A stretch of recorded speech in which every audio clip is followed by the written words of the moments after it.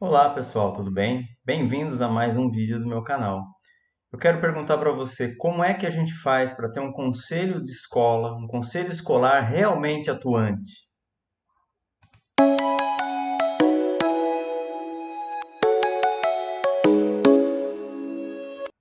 Bom, antes de mais nada, meu nome é Professor Wagner. Seja muito bem-vindo aqui no meu canal.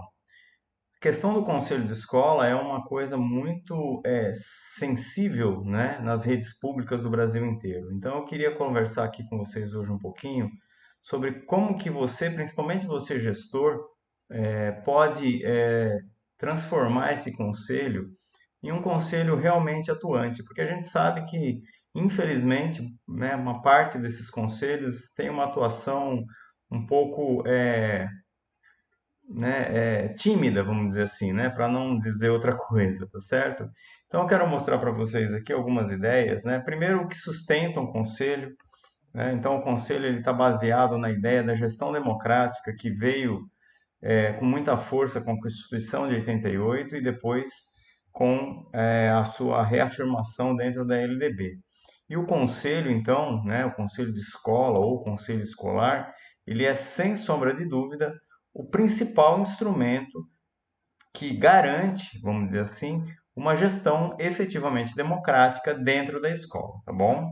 Então vamos lá, eu vou mostrar para vocês aqui um pouquinho do que eu pensei sobre isso para a gente ir conversando.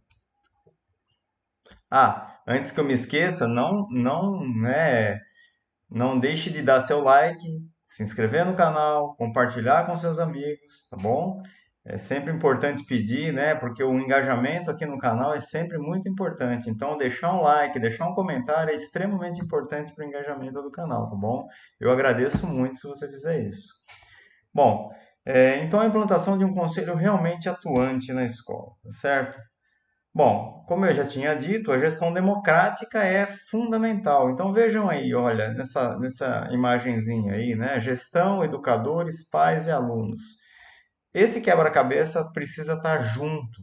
E esse quebra-cabeça representa justamente, tá, os segmentos da comunidade escolar, que são representados pelo conselho de escola. Tá? Então, o conselho de escola tem o gestor, tem os pais, tem os educadores, tem os alunos e também os funcionários da escola, tá certo? Bom, eu já tinha dito então, né, a partir da Constituição de 88, nos seus princípios e fins, né, no inciso 8, gestão democrática do ensino público, na forma desta lei.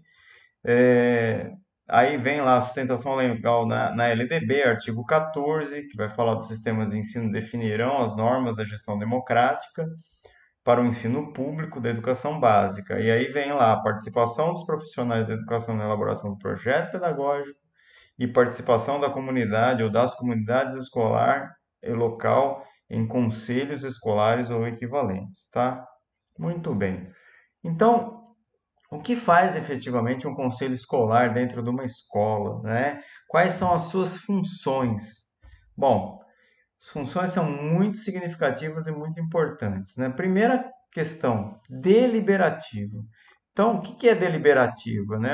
É um colegiado que se reúne para discutir determinado assunto e tem a prerrogativa de deliberar sobre, ou seja, de decidir sobre aquele assunto. Se vai ou não executar, se vai executar daquela forma que foi proposta ou não. Enfim, deliberar é isso. Então, ele tem ali, né, o diretor da escola é o presidente nato desse conselho, porém, o diretor está submetido à deliberação dos seus atos, pelo menos dos atos que não são atos burocráticos, administrativos especificamente lá, e que estão relacionados aí à máquina burocrática, mas, né, um exemplo, né, vamos fazer uma festa junina na escola. Vou deliberar pelo conselho isso. Como é que ela vai funcionar? Como é que ela vai ser organizada? Vai ter fim lucrativo? Não vai? Não pode, né, ter fim lucrativo. Já falei isso no outro vídeo, mas enfim, o conselho vai dizer, olha, não, nós não teremos uma festa esse ano por causa da pandemia e tal, enfim. O conselho vai dizer, mesmo que o diretor não concorde, ele precisa se submeter ao que a maioria dos membros deliberarem, tá certo? A outra questão é consultiva. O que que é isso, né? qualquer pessoa, né, dentro da escola, alunos, professores, enfim, pode consultar esse conselho a partir de uma dúvida, né? Então, eu tenho uma dúvida lá sobre as provas que são aplicadas pelos professores na escola e como é que funciona isso. É lógico que num primeiro, né, numa lógica, você primeiro conversa com o professor, com o coordenador pedagógico, mas um pai de aluno pode fazer uma consulta, né, ao conselho e perguntar lá, ué, como é que funciona esse sistema? E o conselho precisa responder, né? Abriu lá um bar na frente da escola, né? Então alguém pode ir lá e dizer para o conselho, olha, quando eu falo assim, não é ir lá e falar. Tudo isso, gente, é documentado. Então protocola lá para o presidente do conselho, que é o diretor, né, questionando a legitimidade de poder ou não ter um bar dentro na frente da escola. Pode isso? Não pode? O conselho vai se articular para não que esse bar não funcione? Quais são as ações do conselho? Eles vão deliberar sobre isso e vão informar e vão questionar a Secretaria de Educação ou a prefeitura que deu o alvará de funcionamento, enfim, né? São questões importantes. A fiscalizadora, né, que vai fiscalizar, entre outras coisas, a APM da escola. Veja bem, a APM ela é uma associação de pais e mestres que lida, sobretudo, com recursos, dinheiro direto na escola, o PDDE, né, e também outros dinheiros, né, outros valores aí que eventualmente acabam adentrando aos cofres da PN por rifa, por algum movimento nesse sentido. O que é feito com esse dinheiro? Quem tem que definir, fiscalizar e, inclusive, deliberar também sobre o rumo dos gastos dessas verbas é o conselho de escola, tá certo? Por isso que é interessante, inclusive, é sugerido que existam membros comuns da APM e do conselho de escola, tá? Então, alguns pais ou professores que fazem parte dos dois colegiados, tá certo? A questão mobilizadora é uma função extremamente importante, que é aquela coisa do tete a tete, né? De mobilizar a comunidade. Então, por isso que tem cada um os seus representantes. Então, os pais vão articular com os pais, os professores com os professores e assim por diante. E cada um vai trazer as suas demandas, porque é como uma eleição, né, de vereador, de deputado. Então, você votou lá no deputado X, ele ganhou, você, né, em tese, tem que cobrar ali na medida do possível. Os vereadores são mais próximos, geralmente, né? Você vai cobrar ali, né, pelo que você conhece da pessoa em relação às ideias. Então, a mobilização nesse sentido também e fortalecimento da escola e da educação. E a função pedagógica, né? Porque tudo que eu disse antes, né, você vai deliberar, consultar, fiscalizar e mobilizar, tudo em função do ensino e da aprendizagem, tudo pedagógico. Qualquer coisa que fuja disso, esse conselho está entrando numa questão que não é dele. Ah, mas e o bar que você falou lá no exemplo? O bar não é uma questão pedagógica? Vamos imaginar que é uma escola de ensino médio. Pô, o menino, né, passa no boteco antes de entrar para a escola, ou então ele sai da escola, viu? É óbvio que é uma questão de interesse da escola e da comunidade escolar, tá certo? Então, essas são as questões. Vai gastar dinheiro da PM com o quê? Vai comprar jogos, vai pintar a escola, vai, enfim, vai trocar o forro e por aí vai, ok?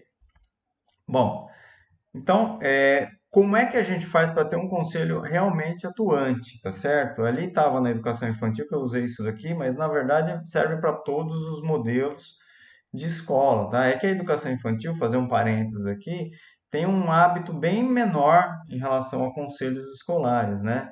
Porque o conselho escolar no ensino fundamental ele já vem mais consagrado e também ele está muito ligado a uma ideia meio arcaica, não que não seja isso, mas aquela coisa de punir o aluno, de dar advertência, da suspensão, também pode ser não, também é a função do aluno, do conselho, mas longe, né, de fazer somente isso. O conselho tem muito mais atuação do que simplesmente isso.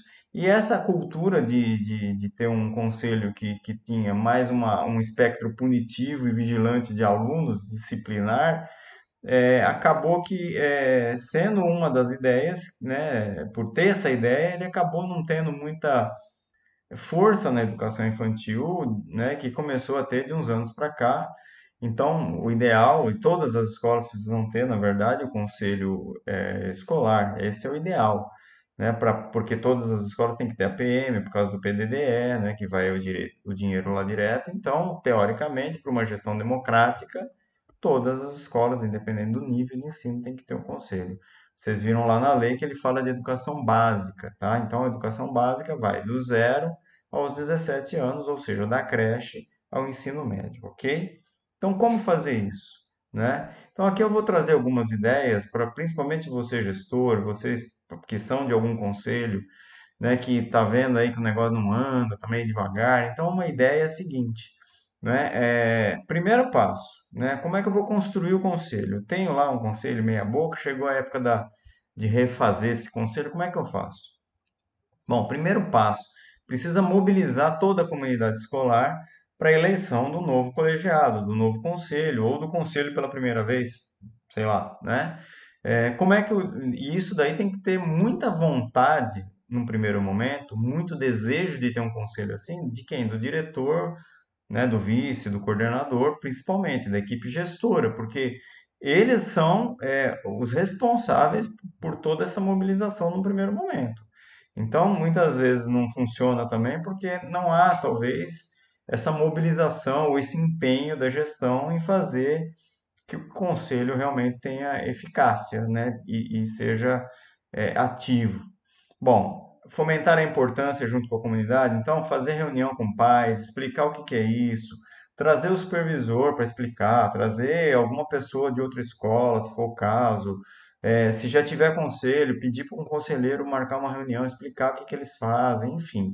Fazer toda essa mobilização com alunos, com pais, se forem alunos de educação infantil, alunos de fundamental 1, geralmente a maioria dos lugares, né, os estatutos dos conselhos, eles dão as vagas que seriam dos alunos crianças para os pais, ok? E aí vai variar, né, a partir de que idade que os alunos podem participar. Existem municípios aí que a partir de 12 anos, por exemplo, que eu conheço, que os alunos já podem fazer parte do conselho. Outros é 14, outros é 16 e assim por diante. Se for 16 e for uma escola de educação fundamental 2, por exemplo, dificilmente você vai ter algum aluno. Então vai variar muito aí de lugar para lugar, tá bom? Explicar as atribuições do conselho, então falar, dar uma palestra, mandar panfleto, né, agora com a questão tecnológica toda, fazer vídeo, botar lá nos grupos do WhatsApp para todo mundo entender o que é, né? Então, fazer a panfletagem, rede social, bilhete, já falei, valorizar o conselho ao máximo possível, no primeiro momento, criar aí a ideia, né? Botar ali na cabeça das pessoas. No segundo passo, então, organizar uma agenda para a composição do conselho. Essa agenda você precisa primeiro montar uma comissão eleitoral, tá? Para fazer o pleito, para te ajudar. O diretor precisa dessa comissão. Essa comissão precisa, né, por lógica, né, não vou dizer obrigatoriamente, mas ela precisa conter, obviamente, um professor, um pai de aluno e, se for o caso, um aluno, pelo menos, né? Para poder ter lisura no processo, para essas pessoas poderem ajudar a fomentar e tudo mais. É óbvio que essas pessoas não vão poder concorrer ao pleito, né, de preferência, porque fica esquisito. E aí criar um calendário. Nesse calendário você vai colocar período de inscrição, período de campanha dos candidatos ou apresentação, né, dos candidatos à comunidade escolar, apuração dos votos ou por aclamação, né? Então você pode fazer uma eleição com urna de forma eletrônica, né? Ou então por aclamação ali, levanta a mão e tal. E depois um ato que pode ser já na sequência de posse dos membros. Então essa é a base, tá? Divulgar amplamente esse calendário, né, em todas as redes sociais da escola, grupo de WhatsApp, mural, tudo quanto é lugar possível, imaginável, para que as pessoas entendam quais são os passos. Não vai lá também ficar só esperando isso. É óbvio que os gestores, né, e aí os membros ali, professor, pai, aluno, vão sair em busca de candidatos, né? Então você vai chamar ali as pessoas e falar: "Ô, você tem perfil, por que que você não vem?", né? Então também tem que ajudar e fomentar essas pessoas para motivar também um interesse aí, tá certo? E a posse nada mais é do que um ato oficial, tá? Onde os membros, né, vão fazer, o diretor, né, como presidente nato, faz uma ata, os membros, empossando todo mundo num ato, e todo mundo assina e toma posse, e a partir daí valeu. Então, o conselho, não, diferentemente da PM, ele não precisa de registro em cartório, dessas coisas, nada. Basta essa ata assinada por todo mundo. Essa ata, né, torna-se pública, né? Todo ato precisa ser tornado público. Se não for tornado público, não tem validade dentro do serviço público. Então, fez a ata, bota a ata lá no mural, na rede social e acabou, né? Dá publicidade. Todo esse processo tem que ter publicidade. Terceiro passo, a partir desse conselho formado, então, né, eleito, organizar a agenda de reuniões periódicas, né, além das ordinárias que estão previstas lá, 3, 4 por ano, que, honestamente, se você seguir só isso, o seu conselho não vai ser atuante de jeito nenhum, é pouco, precisa ter reuniões com maior frequência, e eu sugiro aqui, primeiras reuniões aí, reuniões de formação dos conselheiros. O que significa isso? Realmente pegar lá o estatuto, estudar qual é a função de cada um, o que nós vamos fazer, para que eles entendam realmente qual é o papel deles. E fazer também, né, um trabalho junto à comunidade, né, da atuação desse conselho, divulgando tudo que eles estão fazendo, né, estão fazendo reunião para estudar, estão fazendo curso, foram numa outra escola conversar com outro conselho, tira a foto, bota lá, enfim. Essa mobilização é extremamente importante, convidar outras pessoas para as reuniões do conselho, não precisam ser reuniões fechadas, qualquer pessoa tem direito, só não tem direito a voto, né, só os membros votam, mas é importante para envolvendo outras pessoas e já ir fomentando futuros candidatos, né, em outros pleitos, tá certo? E aí fazer esse fomento permanentemente, tá certo? Para que essas pessoas possam trabalhar. E aí eu vou dizer uma coisa: o gestor ele precisa dar serviço, né, para esse conselho. Então, trazer as reuniões e propor situações para que se delibere. Nós vamos fazer tal coisa, não vamos fazer tal coisa, chamar e botar, porque se os conselheiros, né, passar lá, ah, tá bom, agora eu fui eleito, aí passa um mês em um silêncio absoluto, ninguém fala nada, viu? Não dá, né? As pessoas vão desanimando. Então, elas precisam permanentemente ter trabalho, né? E poder sentir que de fato o que elas pensam, o que elas decidem, o que elas deliberam faz sentido para a escola e realmente elas são ouvidas. Só assim você fortalece o conselho. Se você não, você monta o conselho e só chama o conselho lá de vez em quando para uma ata ordinária e manda todo mundo assinar aqui nas coxas, como dizia o outro, é uma coisa muito, né? Ninguém da próxima vez vai querer participar do seu conselho, que infelizmente é o que muitos conselhos fazem por aí, tá bom? Então, precisa levar tudo. Então, estudar o projeto pedagógico da escola, estudar os problemas e as dificuldades da escola, buscar soluções, cada segmento conversar e se propor a buscar alternativas e ideias fora na comunidade escolar para os diversos problemas que certamente uma escola tem, todas têm, tá certo? Então essa é a ideia principal, beleza? Bom, fazendo tudo isso, você vai ter, afinal de contas, esse conselho forte? Vou dizer para você, ainda não, né?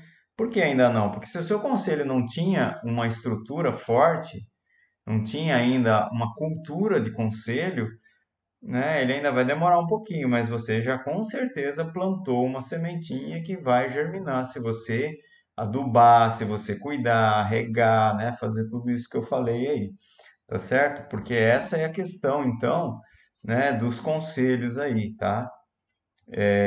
Então, espero que eu tenha ajudado e contribuído aí com vocês nessas ideias aí. A única sintetização que eu faço de todo esse processo aqui, essa última parte, tá? Depois de montado o conselho, esse conselho precisa, com muita frequência, ser consultado. Você não precisa fazer, de repente, reunião toda hora. Agora, você vai ter lá pelo menos um grupo de WhatsApp dos conselheiros e vai botar lá, né? Não bom dia e boa tarde, obviamente, mas vai colocar, olha, né? Chegou um e-mail assim, assado da Secretaria de Educação, eu tenho que responder até sexta-feira. Me ajuda aí, o que que vocês pensam sobre isso? Por exemplo, tá? Ou seja, né, fazer com que as pessoas participem de fato, porque senão a gestão democrática é uma né, uma fachada, tá certo? Então, gostaria de ouvir vocês aí, como é que é na sua escola? Né? Existe conselho? Você já participou de algum conselho? O conselho é realmente efetivo? Você, por acaso, algum dia foi colocado num conselho sem nem saber que você pertencia ao conselho? Tem essas coisas nesse país. A gente não tem uma cultura de participação popular. A gente precisa criar essa cultura de participação popular, porque ela nos liberta, né, de tiranias por aí que a gente pode ter, tanto do diretor quanto né, de outros órgãos, enfim. Né? E a gente tem a proteção e, mais do que a proteção, a determinação da lei para que isso ocorra. Tá bom? Então, um abraço a todos vocês, até a próxima, até o próximo vídeo.